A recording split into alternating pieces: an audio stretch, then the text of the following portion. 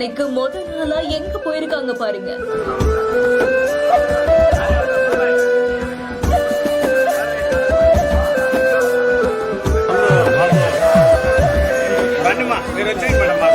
அதே பொழிவு அதே சிரிப்போடு திருப்பதி ஏழுமலையானை தரிசனம் செய்த பிரபல நடிகர்.